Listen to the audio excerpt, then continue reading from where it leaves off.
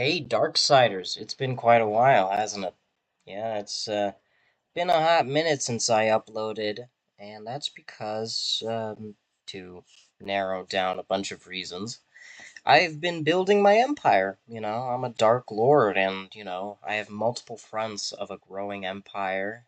My evil Dark Dominion is stretching across the internet. I'm inducting hundreds of new followers, and, the logistical implications of all that, all the difficulties that come with it.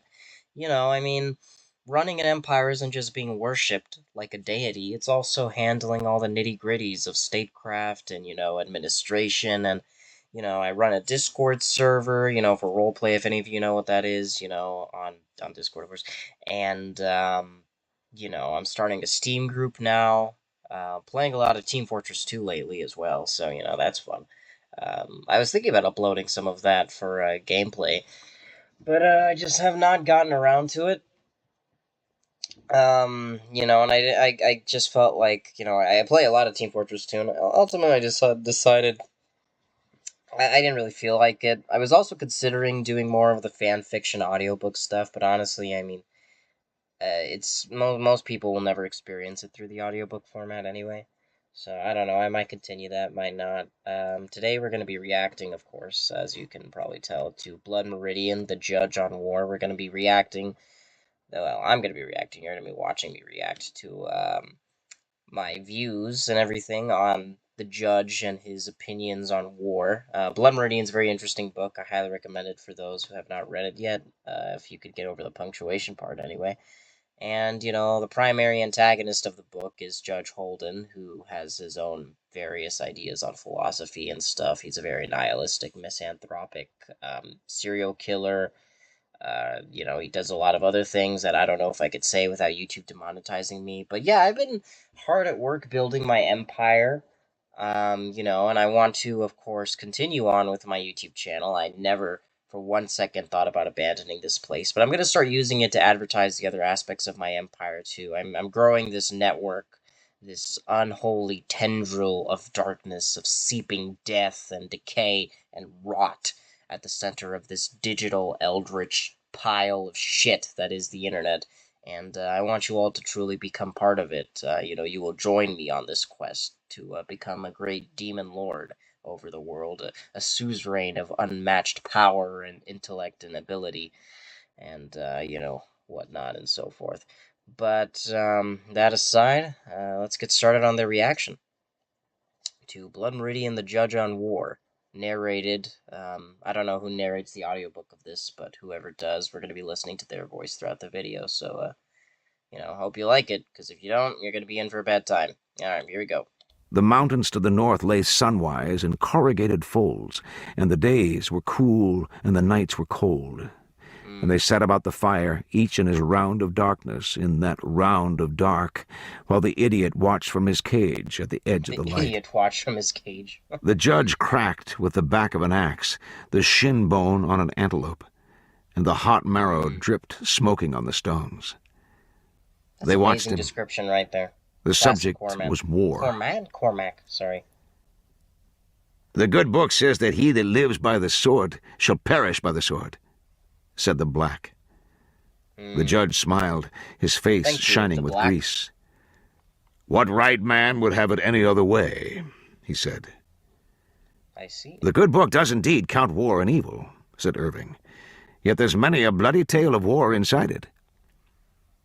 It makes no difference what men think of war, said the judge. War endures. As well ask men what they think of stone. War was always here. Before man was, war waited for him. The ultimate trade awaiting its ultimate practitioner. That is the way it was and will be. That way and not some other way. He turned to Brown, from whom he'd heard some whispered slur or demur. "Ah, Davy," he said. "It's your own trade we honor here. Why not rather take a small bow? Let each acknowledge each." Exactly. My Why trade? Not take pride in Certainly. What your greatness is. What is my trade? War. War is your trade, is it not? And it ain't yours? Mine too, very much so. What about all The them judge knows notebooks and exactly what he bones is. and stuff? All other trades are contained in that of war. Is that why war endures? No. It endures because young men love it, and old men love it in them. Those that fought, those that did not. That's your notion. The judge smiled. What does that Men are mean? born for games. Old men love it in them. Nothing else. Men are Every born for child games. knows that play is nobler than work. He knows, too, Isn't that that the the worth truth? or merit of a game is not inherent in the game itself, but rather in the value of that which is put at hazard. Games of chance require a wager to have meaning at all. No, I agree with this. Games of sport involve the skill and strength of the opponents, and the humiliation of defeat and the pride of victory are in themselves sufficient stake, because they inhere in the worth of the principles and define them. But trial of chance or trial of worth, all games aspire to the condition of war. For here, that which is wagered swallows up game, player, all. Suppose two men at cards with nothing to wager save their lives. Who has not heard such a tale?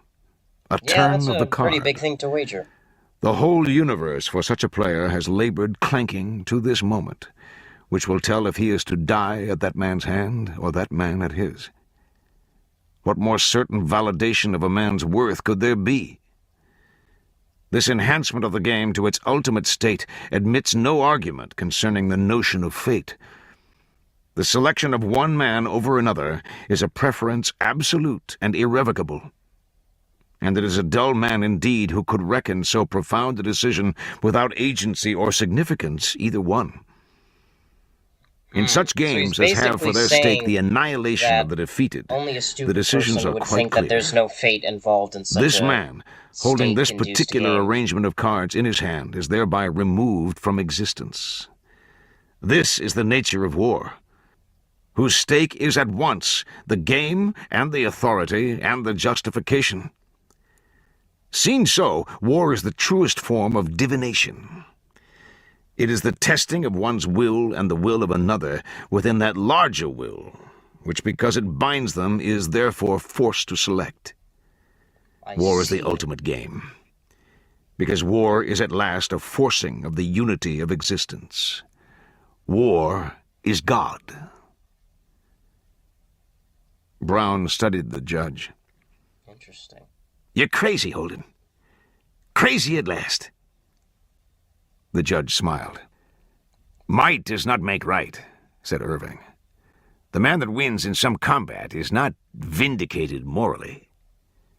Yeah, that's also Moral true. law is an invention of mankind for the disenfranchisement of the powerful in favor of the weak. Historical law subverts it at every turn. A moral view can never be proven right or wrong by any ultimate test. A man falling dead in a duel is not thought thereby to be proven in error as to his views. His very involvement in such a trial gives evidence of a new and broader view.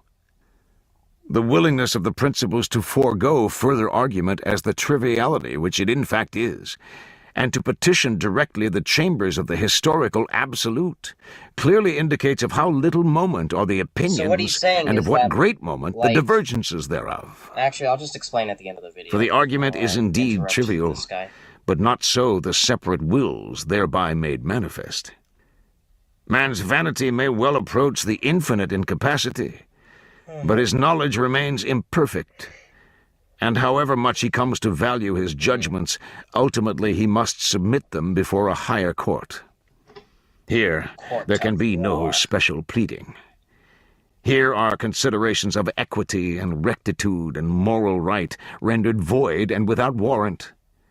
And here are the views of the litigants despised. Decisions of life and death, of what shall be and what shall not, beggar all questions of right. In elections of these magnitudes are all lesser ones subsumed, moral, spiritual, natural. The judge searched out the circle for disputants. "But what says the priest?" he said. Tobin looked up. The priest does not say. The priest does not say, said the judge. Nihil dicit. But the priest has said. For the priest has put by the robes of his craft, and taken up the tools of that higher calling which all men honor. The priest also would be no God-server, but a god himself. Tobin shook his head. You've a blasphemous tongue, Holden. And in truth, I was never a priest, but only a novitiate to the order. Journeyman priest or apprentice priest, said the judge. Men of God and men of war have strange affinities. I'll not second-say you in your notions, said Tobin. Don't ask it. Ah, priest, said the judge. What could I ask of you that you've not already given? So what I'm getting from this whole diatribe of the judge is that he believes obviously might makes right, which is a very simplistic way of looking at his whole spiel here, but it's the obvious, most, stand out in your face type view. But what also the judge is saying is that the arguments and the ideas that people have often conjured throughout history, moral and ethical and spiritual dilemmas to try and challenge the so called innate order of things, they all fall flat because ultimately, when someone is trying to prove his ideas right, and he cannot use the conventional methods of diplomatically trying to convince the other side of his correctness, he will resolve to prove himself through the only means that exists truly on this world, which is the natural state of war between man. And the Bible itself is mentioned here, and it's mentioned as, condemning warfare as a barbaric act between man, rendering them as savages. But, that still quite a lot of war does occur in the Bible, and in fact, sometimes, and quite oftentimes actually, in the name of God. So, when examining the state of mankind and how it's inherently condemned to eternally warring against itself, the judge is saying that we should not take shame and admit ourselves as cruel monsters for engaging in our natural state of being, but rather war itself is our ultimate practice and we should take pride in it. Because what else are we good for as humans? Everything that we construct is merely a byproduct of war, he says. He also uses the analogy of sports, saying that the only reason why sports are interesting at all for humans is because there's something wagered. The humiliation of defeat for the losers and the ecstasy of victory for the winners. You take these concepts and you put them in, say, any other gambit. Say you put the idea of sports and the elation of victory and the humiliation of defeat into the context of a workplace. You wouldn't just suddenly be like, "Oh, because I submitted a report quicker than my coworker, I'm elated, I'm so happy, I'm victorious." You wouldn't do that, right? Because, it's humiliating. It would make the other person feel bad. But the judge is saying that that state of ourselves, when we're acting all nice to each other and we're trying to lift each other up so we can all stand on equal footing, that's not a natural state of humankind. We should all instead be monstrous barbarians striving to become the best, most elite versions of ourselves through constant warfare and battle and brutality. Personally, I slightly disagree with him on some of his points. I don't think the judge is completely right on everything, because this implies a very stratocratic view of the world that I think is rather hasty in assuming, and also heavily discounts a lot of human achievement that was made not because of war, but in spite of it. As a Dark Lord, you have to examine the motivations of heroes and understand what drives them to act so stupidly and pathetically, because it doesn't come out of nowhere. I mean, good guys have reasonings behind their idiocy, and to completely break them, you have to understand these reasonings. So the judge kind of rendering all humans and underestimating all humans as witless monsters, monstrous barbarian savages wanting to practice war, I believe is actually quite dangerous, for his other philosophies and his other ways of viewing the planet and, nature and life. As if you would read Blood Meridian, you guys would know, like, all about the Judge's ideology. And this is one thing I think the Judge personally is wrong about. Um, but let me know what you guys think in the comments below. Check out my group links that I will leave in the description. I'm going to start reacting to more of this type of content alongside the SFMs, and I will continue releasing gameplay videos whenever I can, whenever I feel like it, really, because, my channel, I can do whatever I want with it. And I might continue the audiobooks stuff. I mean, for the William Afton Lord of Chaos stuff, I might not. It really depends on how I feel about it, but yeah, hope you guys enjoyed this. Make sure to like, comment, subscribe, and thank you all for watching.